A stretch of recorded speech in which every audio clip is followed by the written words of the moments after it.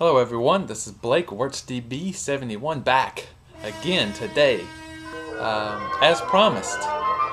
And what I have here and what you see in the title below is the third classical record label that I like to, I collect and I enjoy and I listen to, etc., etc., much like you do, vinyl collectors out there. Now, I wanted to do this at nightfall because I got something special that I need to show you about this record label. What you're hearing is one of the issues. Playing now is Elliott Schwartz. Elliott Schwartz concert piece. This is the Opus One record label. Let's see. That's one version of their label. One of my favorite versions of it. It changed throughout the years, like many labels do. This happened to be catalog number 23. Now they started with number 1, and through the years from the late 60s, a lot in the early to mid 70s were released, up to around 150 LP releases, and I think it continued for maybe another 20, 25 or so with CD releases. So what we have here is, again, modern classical, contemporary classical, and avant-garde music. So here we have examples of experimental music, avant-garde music, musique concrète, things like that. So we're hearing some in the background now. Again, this is Elliott Schwartz. I got some covers that I want to flip through, but here's another one. The Black Earth Percussion Group, one of the few truly percussion groups at the time. This was recorded in 1972, 72 or 73. And what this group has done is they've performed works by Lou Harrison, Ed Miller, John Cage, and William Albright. So it's another example. Oh, and let me show you one of the labels. It's kind of funny. The color combinations there. Now, some interesting things. The creator of this label was Max Schubel, S-H-U-B-E-L, I believe. He was also a composer himself, but for some reason got interested in trying to promote some of this music and started his own little record label called Opus One. And a couple of interesting things about what he did. He was very, very peculiar or specific, or probably more of a pain in the ass to the record makers, pressing people. He wanted very, very quiet surface noise because of the type of music, very dynamic. There's a lot of like silent, and he wanted it to be silent. So one of the things that I've noticed with these vinyl pressings is when it's quiet, it is quiet. I mean, quiet. Another thing he did, which was very interesting, is he figured out that a lot of the surface noise was introduced in the manufacturing of the vinyl when it was still warm, and they would sleeve them in sleeves. I guess they were being handled by hand then still. And so what he decided to do was he increased the lead end width, and also the first few spins after the groove gets into the the right pitch or whatever, it's silent, so that any of the the surface noise that was introduced by fingers or whatnot would not intrude into the music, so the music starts a little later in the groove.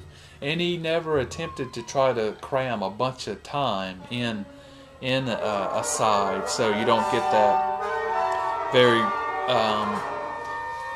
noticeable distortion as you get into the center of your LP. So a couple of things there, and he also was very early. I don't know if you saw, but he used polyline sleeves even way back in the early 70s with this piece. So he did a lot to try to make his vinyl stand out. Now, one thing that I've noticed about the Opus One label so far is that they're quite difficult to find. They didn't make that many. I haven't yet discovered, what his normal run was, but I gotta believe it couldn't have been more than maybe 1,000 per release. But that's me speculating. Some other covers I want to show you. It's really neat graphics and things like that. I'll give you another one here. So one of the things that I've been holding back on is another thing that he really liked to do was, I don't know, he viewed these pieces as works of art, even the packaging and everything. And so one of the things that he enjoyed doing was printing in fluorescent inks. Let's see some of that. Now, let's hope this comes up. So, boo, I'm in the dark, and I've got a handy dandy portable fluorescent light. And let's see what some of these things may look like. So this is one I showed earlier, fluorescent light. Let's see how that's coming out. Maybe it comes out pretty good. I know when I'm looking at these in my hand here in front of me, these fluorescent inks just pop out, and not only on the front. Well, the back of this one is no good, so let me grab a different one. Oh, and here's one that I showed you. This just glows like mad. Again, I don't know how well this is showing up in the video, but it looks really cool. And on the back, things start popping out that you didn't even notice when just looking at it dead on. Some of the information there. Some covers, very, very nice. Now, again, I know this isn't about covers, it's about the music. All the music is very interesting, but you gotta admit some of these covers are pretty cool. The Passion, Transfiguration of a Post-Apocalyptic Eunuch, and you got some roaches there. The back of this one's very cool. Let's see if this comes out.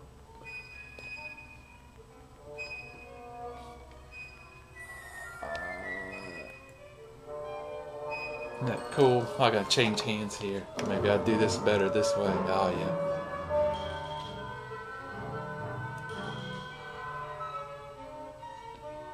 So lots of really cool covers like that. This is a fun one to look at.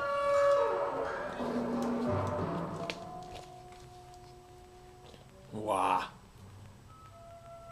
A beady-eyed cat. Check that out. And the back.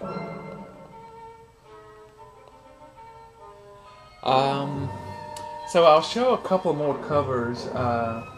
This is another very intricate one. I'm going to try to do a close-up of that. There's so many neat little drawings on this one. And it just pops with this fluorescent light. Maybe a couple more. Oh, this is a good one. This is a very nice one, and I'll show this when I get the light back on. A record, full record of most African American composers here, and it's got a very neat view in the front there with the ghost-looking ladies. But then when you see this in the daylight, it doesn't look like that. Let's see, are there any cool stuff on the back? And one of the things I notice is some of the printing on the back, very, very finely printed, and you can read that stuff. I mean, it is tiny, tiny, tiny, but you can still read it as if it was, much larger size. And maybe we'll do one more. Yeah, this is cool.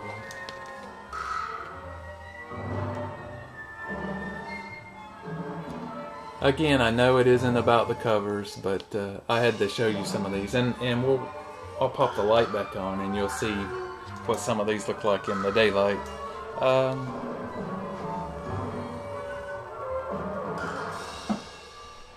Okay, back now.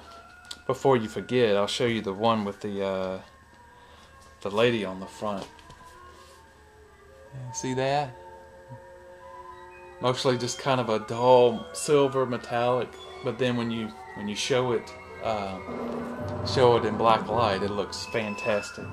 And one of the last ones I showed, Beatrice Whitkin, Passion. There's the back there. Other ones that I'll show you.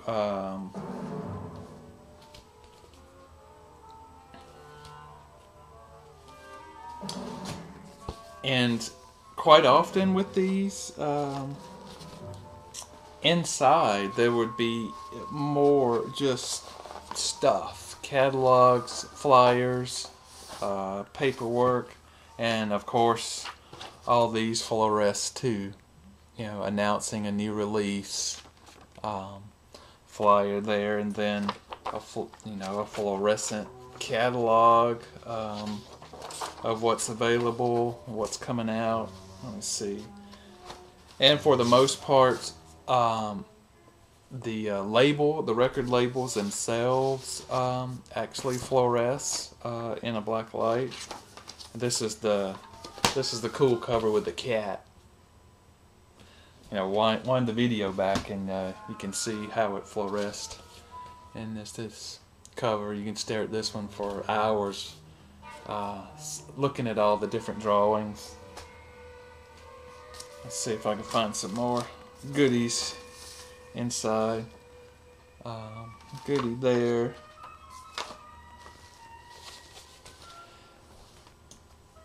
See if there's any others that I think you should see.